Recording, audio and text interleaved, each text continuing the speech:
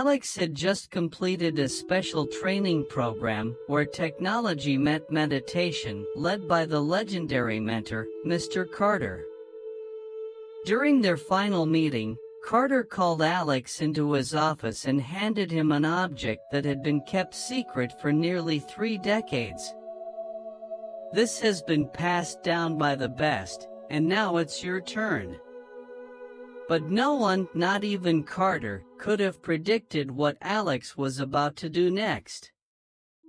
And that was the moment everything about the idea of legacy was rewritten. Alex had just completed a 6-week training program led by Mr. Carter, a course unlike any other in the modern tech world. Held in a secluded retreat in Oregon, the program went far beyond code optimization or project management. It dove deep into the way a true creator lives and thinks. To Mr. Carter, leading a team of engineers wasn't just about driving results, it was about teaching them how to find themselves within millions of lines of code, amid back-to-back deadline meetings, and even in their own silence. At 32, Alex worked for a fast-growing AI startup. He was the kind of person people described as born to work. His calendar was booked down to the minute, he slept with his phone in hand, and could name the 3 newest frameworks in under 10 seconds. But what few people knew was that something inside him felt hollow, a subtle kind of disorientation that many young people in tech today quietly carry. He didn't know what he was really working toward anymore, or why success no longer thrilled him like it once did. So when he heard about Mr. Carter's program, a man who had once been CTO at 3 major companies before walking away to teach the art of mindful work, Alex signed up, a last-ditch effort to rediscover direction. And he didn't regret it. For 6 weeks, instead of waking up to Slack and emails, Alex began his days in silence. Instead of managing his team through Gantt charts, he learned to tune in to the emotions of each member. He began to understand that effectiveness wasn't just about productivity, it was about depth of awareness. And in that process, he started to feel Mr. Carter's presence not just as a mentor, but as something closer to a teacher. On the final day, as everyone prepared to leave the retreat and return to the chaos of the outside world, Mr. Carter called Alex into a small room tucked behind the wooden library. On the table wasn't a contract or certificate, but an old silver USB drive, resting quietly as if it had been waiting for this moment a long time. "This," Carter said, sliding the USB toward Alex, "has been passed between people I truly trust for nearly 3 decades. Insider thoughts, lessons, and even the mistakes I've made. It represents something bigger than any software we've ever written." Alex stared at it. Small, weathered, but clearly not ordinary. And then he acted, doing something no one in that room, not even Carter, could have seen coming. Alex turned the USB drive in his hand. It was lighter than he expected, but it carried a strange, heavy weight, like it didn't just hold data, but an entire generation's worth of thought and lived experience. He looked at Mr. Carter, the mentor he had come to respect in a profoundly different way after 6 intense and silent weeks of training. The man before him was no longer the tech icon the startup world once idolized, but someone who had stripped away every illusion of success to live truthfully, as he was. "In here," Mr. Carter said slowly, "is everything I once believed mattered. Notes on building team culture, product philosophies, reflections after every failure. Part of it came from my old mentor. I only added what I truly lived through. It's been with me across 3 companies. Now, I want it to be with you. Alex didn't respond right away. He just stared at the small device, as if trying to hear a voice from the past rising out of it. "You've changed," Mr. Carter continued. "I see it in the way you speak, in your eyes when you pause instead of reacting. I'm not giving you this USB because you're better than anyone. I'm giving it to you because you've started to let go." The words hit Alex like a jolt of electricity. He had always believed legacy was about receiving more knowledge, more authority, more responsibility. But now, a question began to take shape in his mind: what if real legacy was learning how to hold on to nothing? So what am I supposed to do with it? Alex asked, his voice low. "Keep it, or don't," Carter said with a soft smile. "I'm not giving it to you to follow. I'm giving it so you can choose. But whatever you do, I want you to know, you're ready." Silence settled over the small room, broken only by the faint creak of the wooden floor beneath them. Alex kept his eyes on the USB. Thoughts spiraled inward. Do I really need any of this? Or am I just repeating someone else's path without knowing it? He remembered the Tuesday morning meditation at the retreat, when Mr. Carter had once said, "The most precious things often leave no trace." One act can carry more than a terabyte of data ever could. Outside, the wind slipped through the doorframe, cold, but also clear, awake. And in that moment, Alex made a decision. Bold. Final. Unreversible. A decision that would forever change how Mr. Carter saw him. And maybe, how Mr. Carter saw everything. Alex stood up.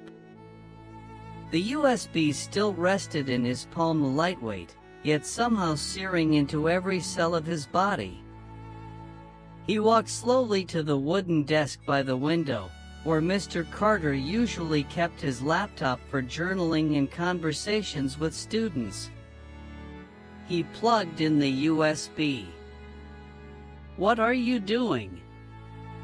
Mr. Carter asked, brows slightly furrowed, though his voice remained calm. "Just a minute," Alex said, eyes fixed on the screen. He opened the root directory, files with strange names, some in all caps, some marked by dates. Legacy_notes, mindful leadership.docs, zen_tech_manifesto. Everything neatly arranged, like a digital treasure chest of a lifetime. But Alex didn't read any of them. Instead, he opened the Cloud Data Manager and accessed the sync account, still logged in from earlier, left open without thought. And then, with one click, delete. Every cloud backup gone. Mr. Carter straightened. "Alex, that wasn't necessary." But Alex didn't stop. He pulled out the USB, glanced at it one last time, then walked over to the shredder in the corner, a heavy-duty model built to destroy both paper and small electronics. A dry, cracking sound echoed through the room. Everything froze for a split second. "Are you out of your mind?" For the first time, Mr. Carter truly raised his voice. Gone was the usual calm. In his eyes, shock, anger, and something deeper, disappointment, maybe even grief. Alex turned to him, gaze steady, almost luminous. "You once said, don't let anything anchor you to the past, not even what once mattered most. You lived by that, but you still kept the USB. Why?" Carter opened his mouth, then fell silent. His hand hovered midair, as if searching for a reason it couldn't find. "Maybe you wanted to pass something on," Alex continued. "But what I learned from you wasn't in there." The silence that followed was thick, tangible. Eventually, Mr. Carter sat down. His shoulders didn't slump from fatigue, but from something else, like he had just set down a burden he hadn't realized he'd been carrying all these years. "You know, Alex," he said softly, "no one's ever done that before." Alex smiled. "Maybe that's why I had to." The wind brushed through the window again. This time, it didn't bring cold with it. It carried something lighter. In the destruction of an act that seemed reckless, something had been released. In the student, and in the teacher. The room remained still. The shredder had long gone silent, but the echo of what had just happened lingered, humming in the air like a tuning fork struck moments earlier. Mr. Carter sat motionless, eyes gazing out the window, as if searching for something in the pale gray sky. Perhaps it was validation. Perhaps forgiveness. Or maybe it was himself once more. Alex said nothing. He knew words now would only dilute the moment. But inside, there was no more doubt. No more hesitation. He hadn't destroyed his teacher's legacy, he had simply refused to carry a symbol that Mr. Carter himself once warned, if you hold onto it too long, it ends up holding onto you. Finally, Mr. Carter turned back. The anger had faded from his face, what remained was something deeper. Weariness, yes. But also, release. "You know," he said slowly, "I didn't keep that USB because I needed it. I kept it because I thought someone after me might." Alex met his gaze. "Then you made the choice for me, before I ever had the chance to choose." There was no resentment in his tone, only reflection.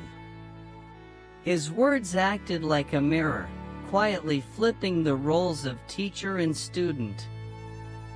"You once told me," Alex continued, "that meditation isn't about sitting still or breathing deeply. It's about seeing clearly what you're doing and why. So, when you handed me that USB, did you really know why you were doing it?" The question cut through the fog still lingering in Mr. Carter's mind. He blinked, then let out a long breath. "Maybe I didn't," he admitted softly. "Maybe I was just clinging to a habit wrapped in the cloth of tradition. And you just pulled me out of it." Alex smiled faintly, not with triumph, but with the quiet understanding shared between two people, one who had just released power, and one who had just refused reverence. "You've been ready for a long time," Mr. Carter said, his voice steadier now. "I just wasn't ready to admit it." There were no certificates handed out. No passing of torches. No ceremony, no applause. But the weight of that moment was greater than any ritual. 2 generations of tech, one at the end of a journey, one just beginning, had met not in preservation, but in the courage to let go. Not everyone dares to refuse a legacy. But sometimes, that refusal becomes the truest proof of understanding, of having truly learned what was meant to be taught. And in that moment, the student became the teacher. That afternoon, Alex walked away from the wooden cabin where his final conversation with Mr. Carter had taken place. There were no formal goodbyes, no lingering glances of expectation, no USB in his pocket. Just a light backpack, unhurried steps, and a clarity he had never quite known before. He wasn't carrying anything, and he didn't need to. On the road back to the city, past rows of pine trees and soft, sloping hills, Alex didn't think about the deleted files or the stunned look Mr. Carter wore at first. Instead, he reflected on what had truly happened, the moment a teacher, someone who had guided him with both knowledge and stillness, had fallen silent, nodded, and admitted that even he had been pulled into the shadow of the past. Maybe we all have moments like that. We hold on to things not because they're still useful, but because they once were. Old habits, old files, outdated ways of thinking, titles and roles that no longer fit each of them becomes a kind of symbolic USB we carry without realizing, afraid that letting go means losing a part of who we are. But it's precisely in the act of letting go that we finally step into the present. Days later, Alex returned to work. Nothing outwardly dramatic had changed. He still wrote code, still ran team meetings, still walked to the office with a coffee in hand. But something within had shifted.